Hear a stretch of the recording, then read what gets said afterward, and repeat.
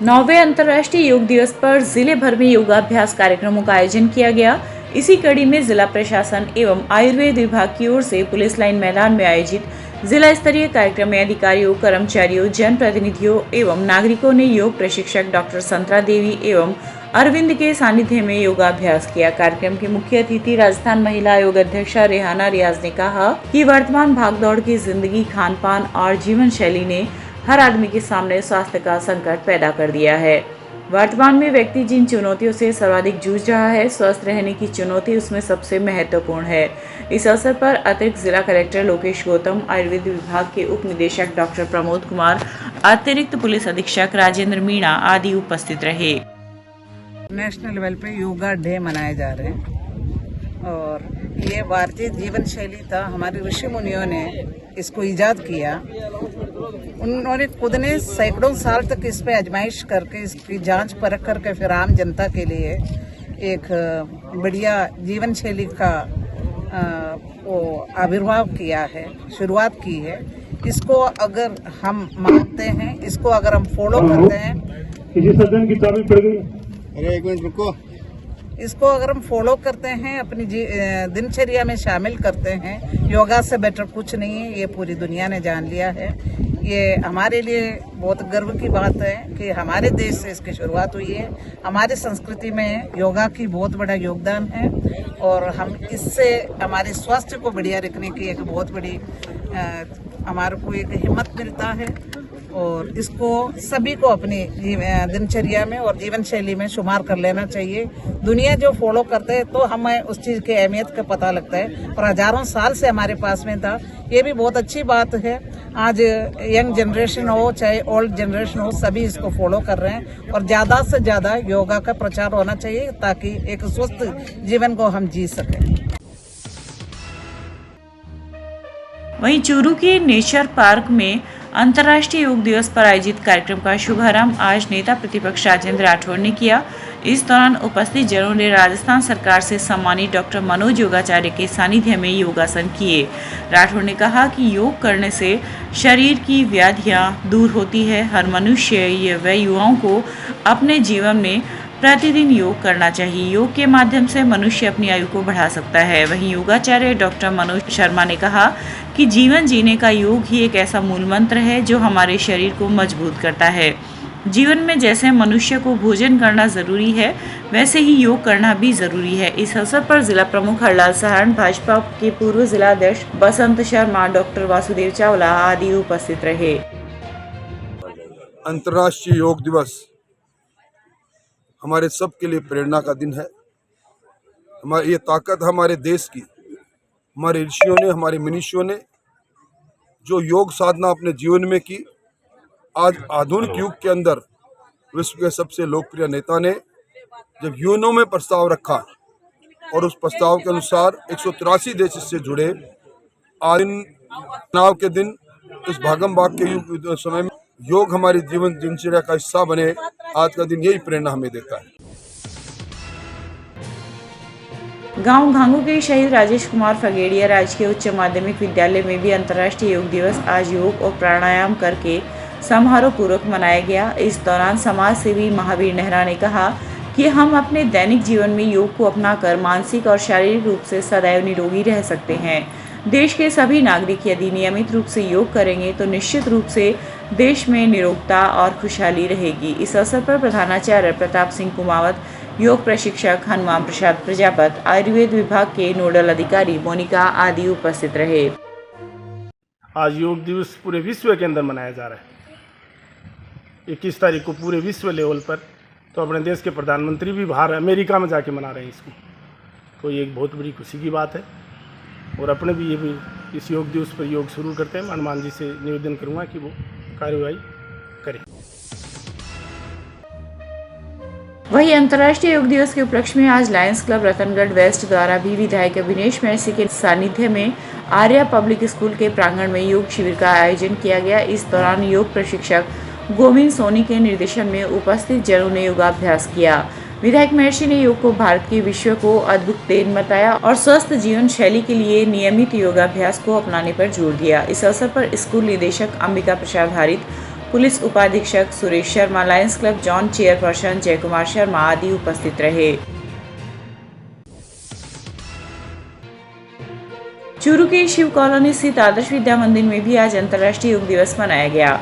प्रधानाचार्य भंवरलाल प्रजापति ने योग करने के उद्देश्य का महत्व पर विस्तृत प्रकाश डालते हुए बताया कि योग करने से मानसिक तनाव कम होता है तथा शरीर स्वस्थ रहता है। आचार्य बाबूलाल प्रजापति ने सूर्य नमस्कार के लाभों पर प्रकाश डालते हुए मंत्र उच्चारण सहित सूर्य नमस्कार का अभ्यास करवाया तथा विद्यार्थियों एवं विद्यालय स्टाफ से नियमित सूर्य नमस्कार करने का आग्रह किया।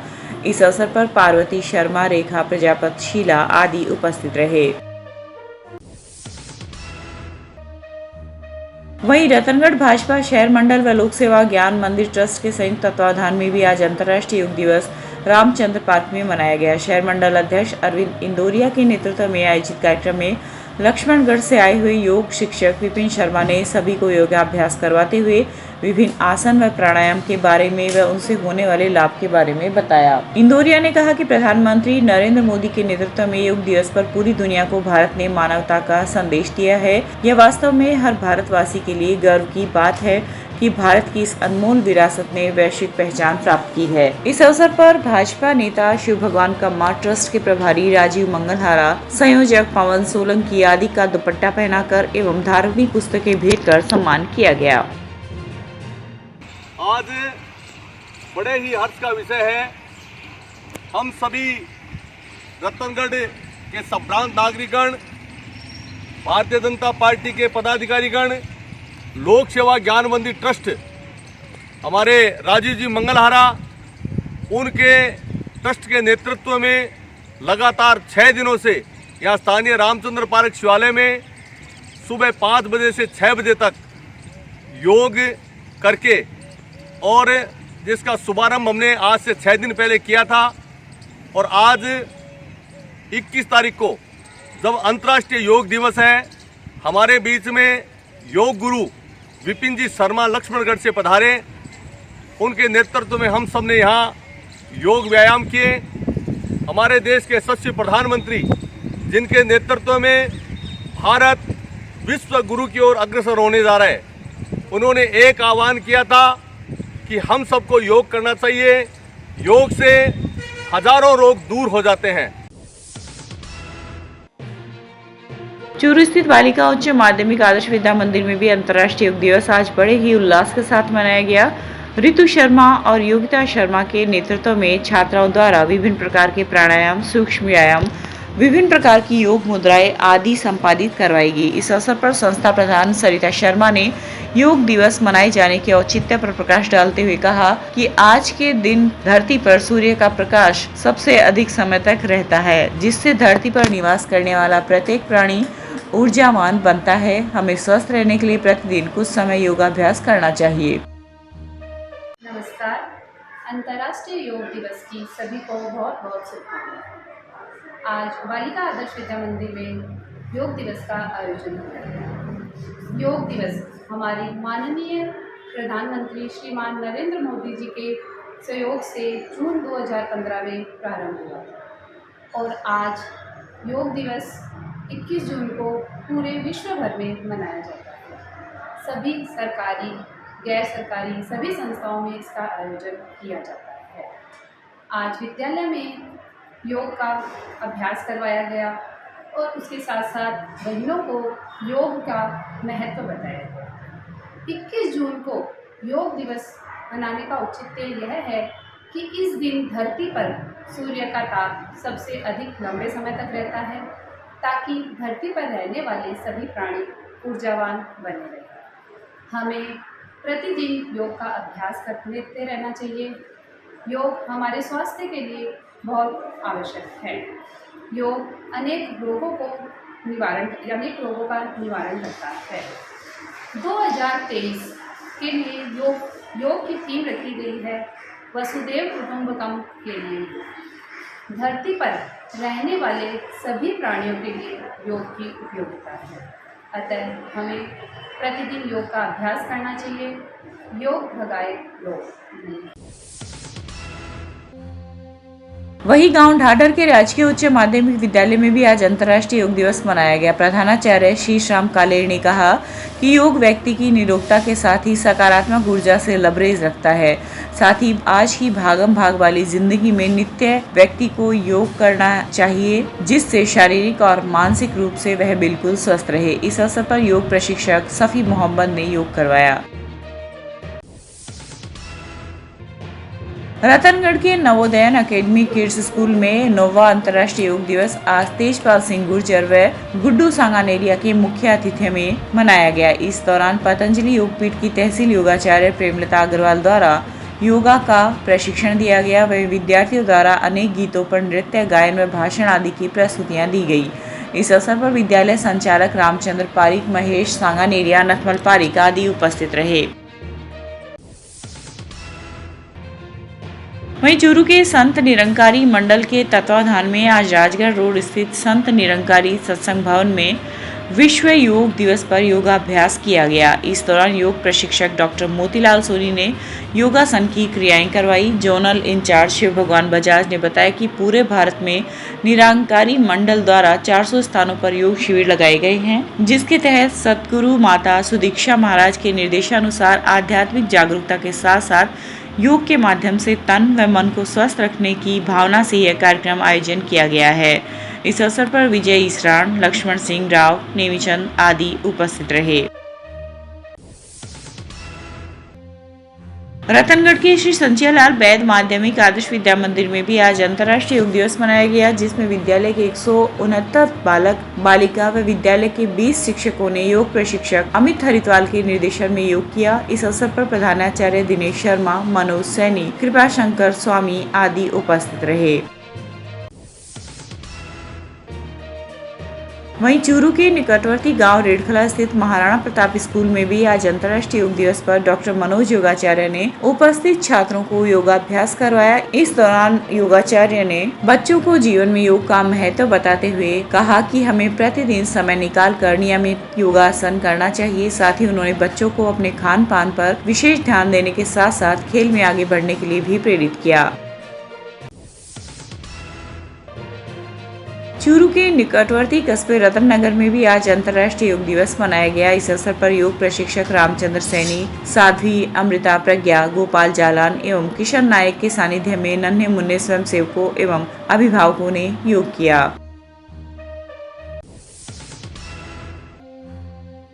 चूरू के गिनडी टिब्बा गांव में आयोजित मूर्ति प्राण प्रतिष्ठा समारोह में आज नेता प्रतिपक्ष राजेंद्र राठौड़ ने श्री करणी माता व नागेच्या माता की मूर्तियों को स्थापित किया।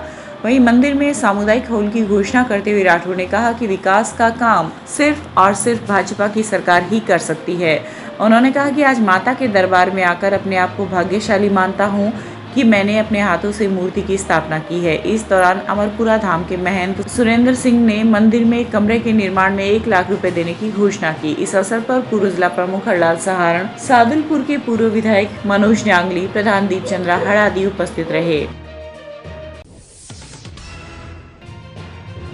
जिला कलेक्टर सिद्धार्थ सियाल ने अधिकारियों से कहा है कि क्षेत्र के विकास और रोजगार में उद्योगों की अहम भूमिका रहती है। हमें उद्यमियों की समस्याओं का समयबद्ध निस्तारण करना चाहिए और इस दिशा में हमारी संवेदनशीलता नजर आनी चाहिए। जिला कलेक्टर आज कलेक्टर सभागार में आयोजित जिला स्तरीय विवाद और शिकायत निवारण तंत्र तथा राजस्थान निवेश प्रोत्साहन योजना की जिला स्तरीय समिति की बैठक को संबोधित कर रहे थे। बैठक में जिला कलेक्टर ने जलदाय विभाग के अधीक्षण अभियंता R.K. राठी से कहा कि औद्योगिक क्षेत्र सरदारशहर विस्तार में व औद्योगिक क्षेत्र तारानगर में पानी की व्यवस्था हेतु कार्य शीघ्र पूर्ण कराए। बैठक में प्रशिक्षु IAS सक्षम गोयल, DFO सविता दहिया, कोषाधिकारी रामधन आदि उपस्थित रहे। राज्य सफाई कर्मचारी आयोग के अध्यक्ष किशन लाल जेदिया ने कहा है कि सफाई कर्मचारी हर समय खतरों से जूझकर काम करते हैं।